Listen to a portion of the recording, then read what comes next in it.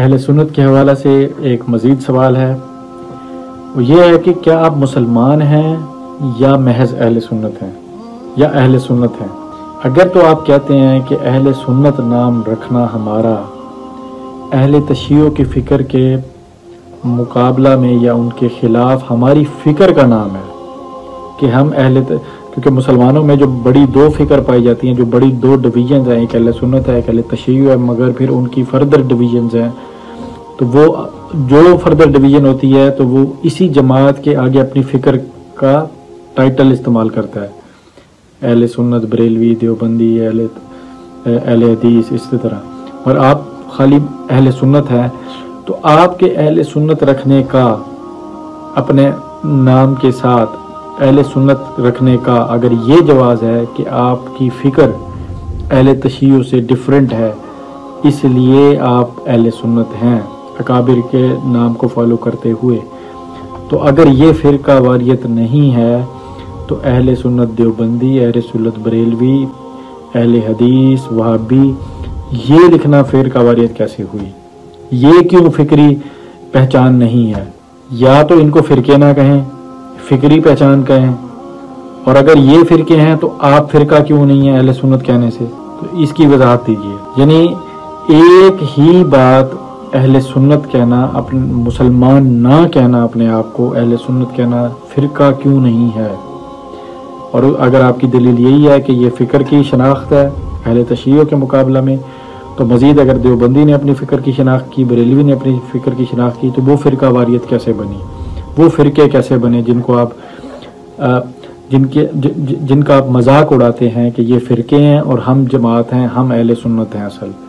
تو یہ اس پوائنٹ کو بھی وضاحت دی جائے.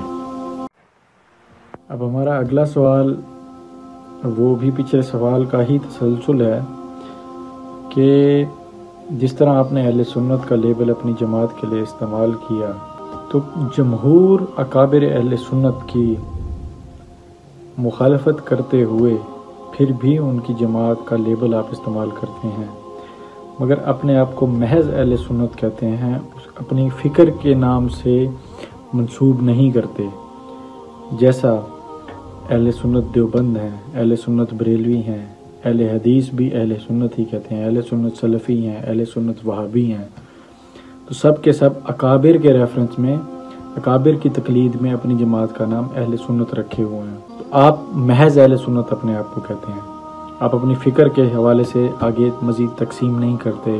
جیسے میں آپ کو کہوں گا اہل سنت مرزائی، یا اہل سنت انجینئری، یا اہل سنت کتابی، کچھ بھی کہہ لیں، تو آپ اپنی فکر کو نہیں کر رہے تاکہ عام سمجھنے والا آپ کو اصل اہل سنت سمجھے، جو اس سب کنٹیننٹ میں ڈویژن سے پہلے کی اہل سنت ہے اصل.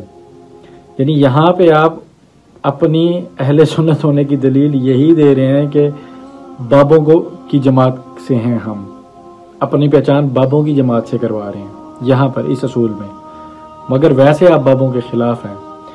تو جب آپ اپنی فکر کو مزید شناخت کے لیے کوئی نام نہیں دیتے، محض اہل سنت کہتے ہیں، تو کیا آپ کی یہ بددیانتی بالکل اسی طرح نہیں ہے جیسے قادیانیوں کی ہے؟ انہوں نے ایک نیا نبی، ایک نئی کتاب کو ماننے کے بعد بھی اپنا نام مسلمان ہی رکھا، اپنے آپ کو مسلمان کہلوایا، یعنی کہ مسلمانوں کا ٹائٹل استعمال کیا. تو یہ بالکل اسی طرح کی بددیانتی کیوں نہیں ہے؟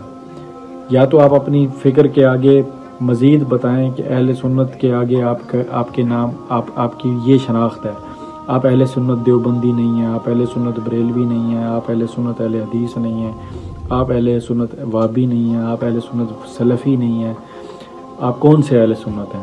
یہ فکر کو مزید وضاحت سے بتا دیں، ورنہ یہ سراسر بددیانتی اور دھوکہ دینے کے مترادف ہوگا.